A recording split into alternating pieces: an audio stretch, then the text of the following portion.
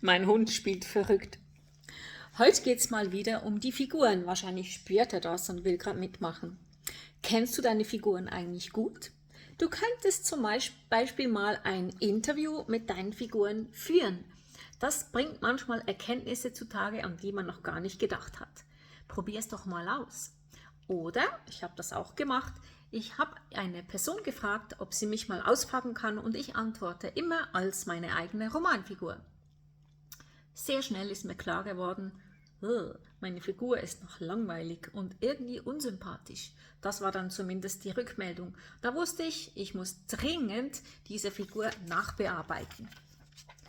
Du kannst sie auch fragen, was sind deine Ängste, was wünschst du dir und so weiter. Wie gesagt, frag sie richtig aus, damit du sie noch besser kennenlernst. Ich wünsche dir viel Vergnügen damit und bis morgen!